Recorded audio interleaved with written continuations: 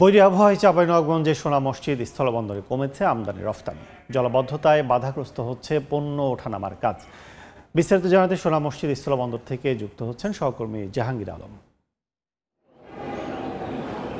গত শুক্রবার রাত 8:30 থেকে শুরু হয়ে রাতভর বৃষ্টির পর এখন পর্যন্ত 2 দিন পার হয়ে গেল। এখন পর্যন্ত আসলে সূর্যের দেখা মেলেনি। বৈরী যে আবহাওয়া এর প্রভাব পড়েছে আমদানি রপ্তানি কার্যক্রমেও। আমরা দেখেছি গতকাল সোনা মসজিদ স্থলবন্দর দিয়ে 172টি ট্রাক আমদানি হয়েছে এখান দিয়ে ভারত থেকে।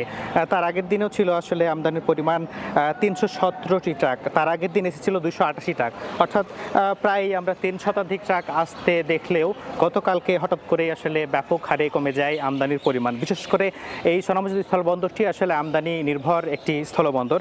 আমরা দেখেছি যে এই বৈরী আবহাওয়ার কারণে বিভিন্ন এলাকায় অর্থাৎ সোনা মসজিদের যে সমস্ত পয়েন্টগুলো থেকে পণ্য ওঠানামা করা হয়, বিশেষ করে পাথর যে পণ্যটি, সেখানে আমরা দেখেছি জলাবদ্ধতার কারণে আমদানি রপ্তানি কিছুটা কমলেও আসলে পণ্য ওঠানামা ক্ষেত্রে ব্যাপক বাধাগ্রস্ত হয়েছে।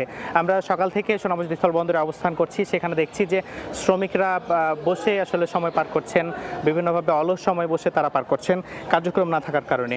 এই যে বৈরী আবহাওয়া, তারা বলছেন যে এই আবহাওয়ার কারণে পণ্য আমদানি কার্যক্রম স্বাভাবিক না থাকার কারণেই মূলত তাদের এই অবস্থা।